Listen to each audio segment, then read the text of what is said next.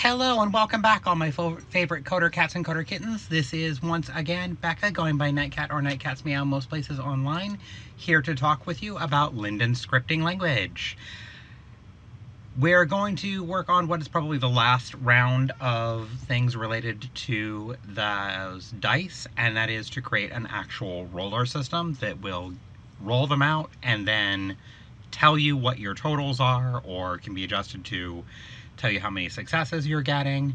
Anything that would actually be a D6 based thing, whether it's for board games or just a round of liar's dice, whatever you have, you'd be able to build it out from this. So one of the first things we're going to need, if we're going to actually have it tally for you automatically, there's my Lily. She's not happy that she's not getting all my attention right now, despite the fact that I need to be giving that attention to all of you.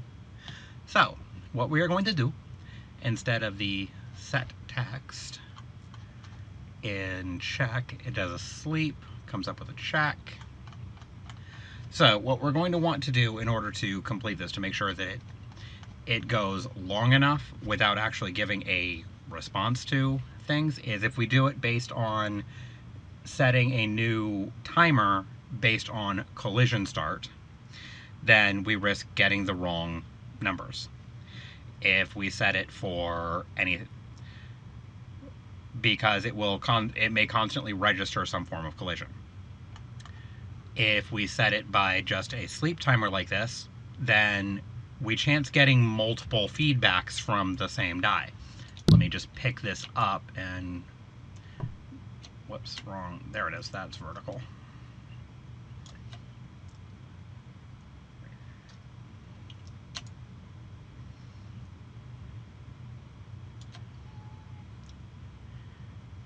There, it took a moment to switch over to the 6. Any one of those collisions could have potentially registered a different number. So, give it a higher bounce. For a minute there, it was reading 2 because of its delays. So what we want to do is set this up so that when you set up a dice roller, that it can differentiate each individual die. And there's a way to do that off of the res command, because you can set an integer when you res an object. So we're going to set each die to be told if it is die number 1, die number 2, what have you, that you're resing. To do that, we have to prep this die in advance, and we also have to set it to give a certain feedback. So to make this work, we're going to give it a global variable because it needs to be handled by multiple systems, and that variable is going to be integer ID. Then we're going to need an onRes state.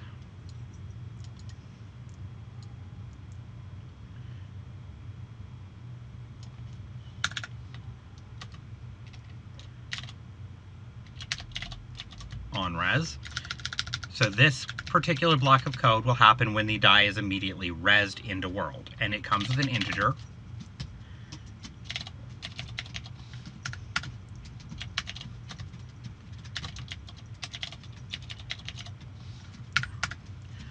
And we're going to clear the set text immediately upon res.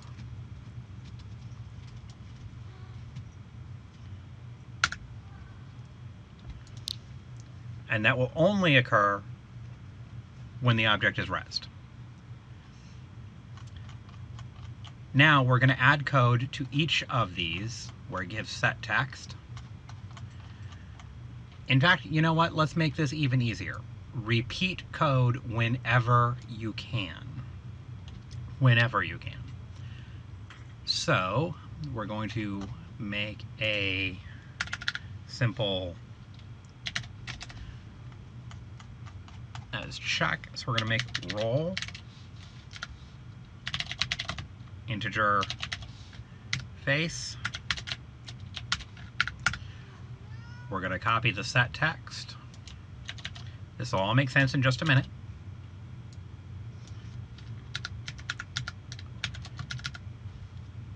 And there's going to be string face plus.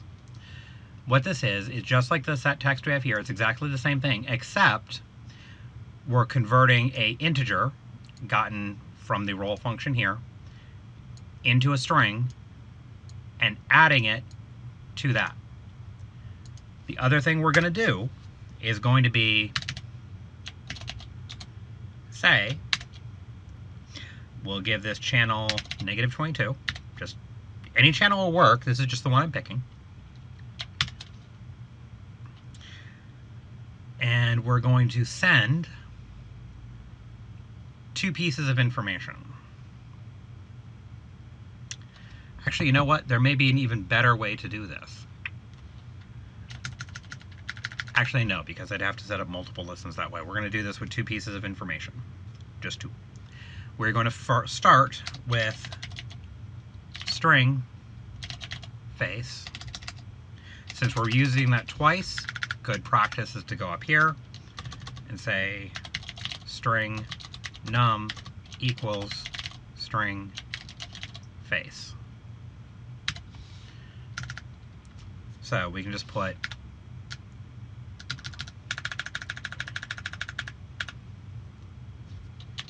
num. We're also going to put num here plus rezzed. String rezzed. All right, the reason we're doing this is every time that it picks one of these, because it runs the check function, we're going to set it to run the roll function based on what it picks. So since this originally set the display to 3, we're going to choose roll 3. Roll 5. So each time it's calling the roll function, giving it an integer right there, which will be converted into a string, and then it'll run the set text. So it basically moved all of these to a single function down here, and then added that it says that function, or I'm sorry, says that number on channel -22, followed by whichever number is assigned to the die when it goes to roll. The reason we're doing that is because you can very easily select out numbers by where they are in a given string, or you can pull up specific characters. Since it's a string, they're not numbers yet, you can pull up specific characters from a string. So I can literally go get the first character in the string. Since it's a 6-sided die, your only valid numbers are 1, 2, 3, 4, 5, and 6. So you will never have a 2-digit number, therefore you will never have 2 characters, therefore I always know I can pull that specific one. If you res 22 dice, you can have a 2-digit number as the resed number. I don't know when I go to set up the thing to actually create your dice and roll them for you, which is what we're ultimately going to do. I don't know how many dice you're going to roll. But I can go from the second character all the way to the end. So I can get that very easily. I can divide these very easily. So that's why we're doing that this way. And rather than duplicate this code multiple times, we're turning it into a single function that we're then replacing each of these lines with. And one of the things it does is replicates these lines, so that makes things still straightforward and very easy to correct. If you wanted to change something, you only have to change it down here in the roll function. You don't have to change it through all of these. Which is one of the reasons that dividing down functions like that is considered a good practice in programming. You can just pop down here and make any change you need, and it basically applies it to every one of these places. So you can change it in one place instead of changing it in 6. Much simpler, and getting in the habit of that is good for when you get onto larger projects. The other thing that this is going to need to do, if we're going to res a whole bunch of dice, we can make them temp, But if you're going to do a game back and forth, you might also need to clear out one player's dice when you're ready to roll the next one. So we're going to create a new state entry. That is me just being in such a habit with the semicolons that I even sometimes drop them in places they don't need to go. We're going to go listen and -22. We're going to listen specifically for dice HUD. We don't know what the key on the dice HUD is going to be, so it's null key.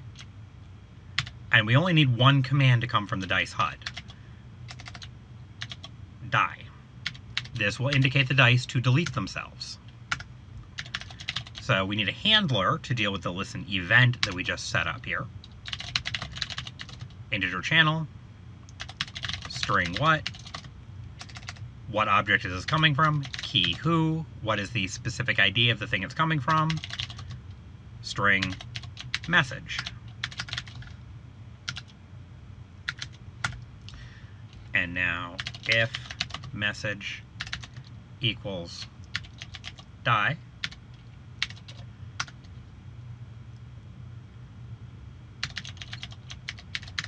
LL die. This command right here will simply delete the object it's in. That's all it does. This will simply cease to exist. Poof, gone. Derezzes it. Now the other thing is you don't necessarily want everybody's dice HUD to trigger this, or maybe you do. If you don't want just everybody's dice HUD to trigger it, you want if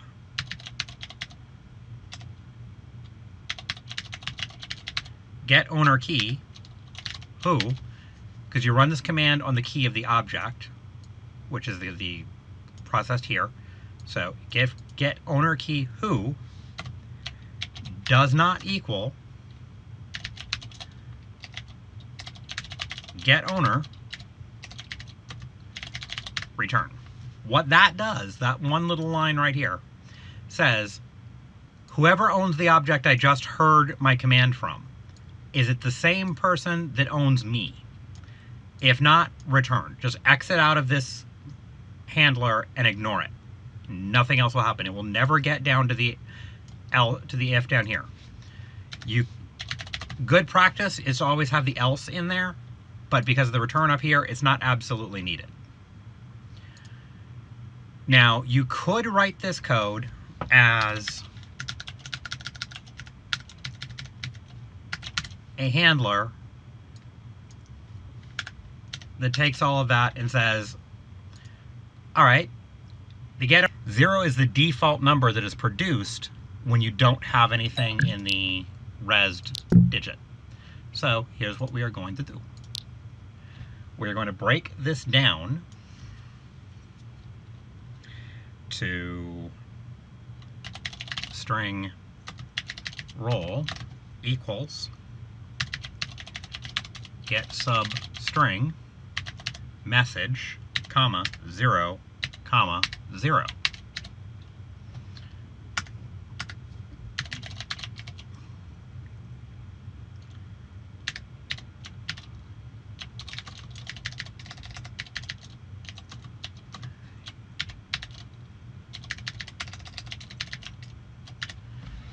All right, so it says you rolled a, and what roll? Save.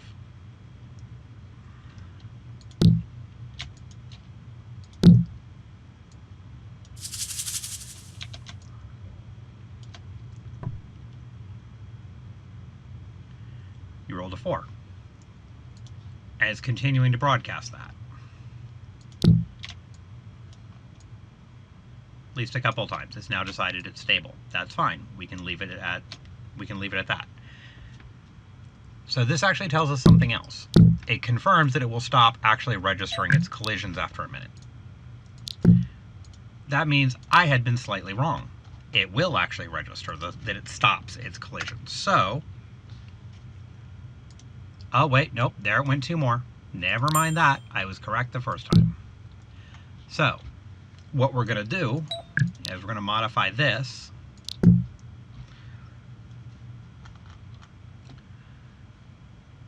so that it will actually track on which die it rolled its number. It's going to actually construct a list of them based on how that's put together. So, but this video is already getting a little bit long, so we'll actually put that part off for another week. So right now you have a system that, you know what, I will give you one more piece to this puzzle before I end this week's, and that is string die equals get substring. Remember your capitalization, message, 1, -1. -1 is used because you don't always know the length of a string. You can use this to mean go all the way to the end. Just run all the way through to the end. Since 0 is the first one, -1 is before the first reader system did. Won't be too much of a problem. We will definitely get that done. But until then, that is it for this week. So good day, good luck, happy scripting, love you all, meow. And Lily says meow too.